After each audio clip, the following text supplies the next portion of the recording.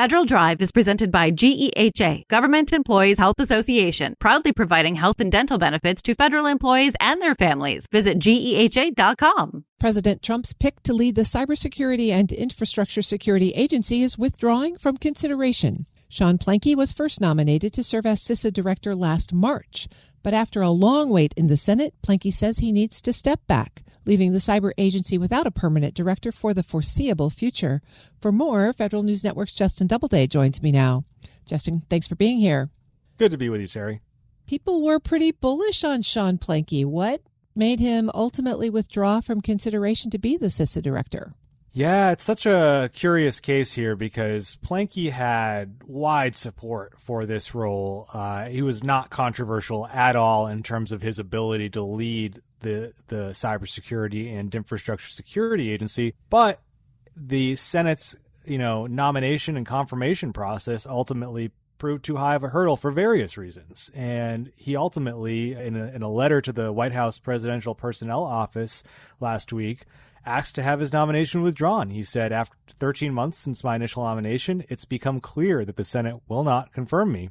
He said, my wife and young family are owed greater certainty and work-life balance from their husband and father. And so that's very understandable on the face of it. And, he asked to have his nomination removed so that President Trump can nominate someone else to lead CISA. And that's ultimately where we're at 13 months after he was first picked.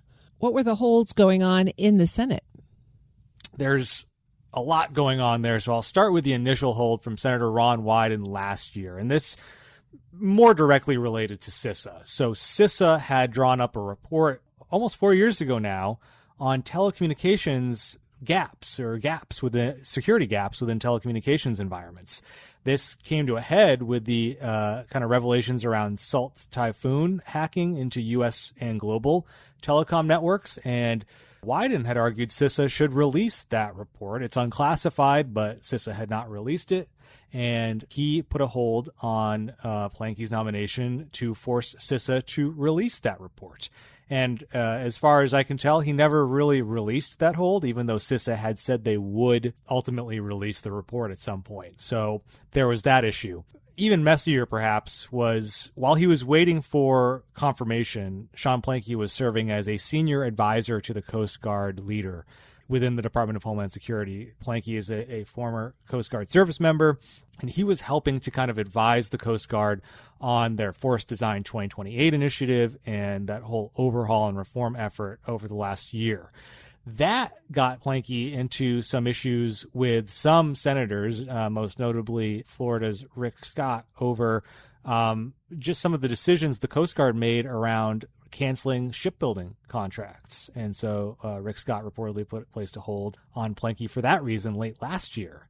And then more recently, there's been concerns that Plankey actually held a position with a company that does business with the Coast Guard while he was serving as in that senior advisor role to the Coast Guard. This came up from Representative Hillary Scholten from Michigan late last month. And so there was just a lot swirling around Sean Plankey and some issues that he just ultimately couldn't overcome in the Senate, especially related to that Coast Guard advisor role and not related to his fitness to be the CISA director. What's been the general reaction to his withdrawal? From the cybersecurity community, disappointment. I think a lot of people were hoping that Plankey could right the ship at CISA, so to speak, after a difficult year. Everyone mostly agrees that CISA had a pretty difficult year, losing 1,000 people, about a third of its staff, including many senior leaders.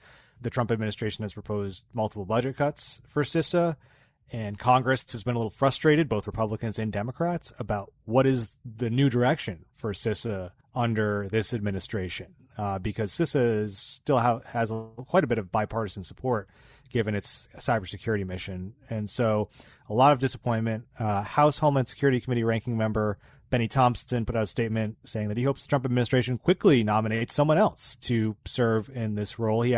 Benny Thompson actually did not raise any issues with Plankey's nomination, but he hopes Trump will pick someone else because it is such an important job for those cybersecurity leaders. So where does this leave CISA today? Is there anybody in charge over there? Yeah, well, as I mentioned, they've lost a lot of staff. They do have a political appointee in place. Nick Anderson joined CISA as Executive Assistant Director for Cybersecurity last September, and he is now serving as Acting Director of the agency. And he has pretty good support from, folks within Congress and within the cybersecurity community. But again, he wasn't picked to be the director of this agency.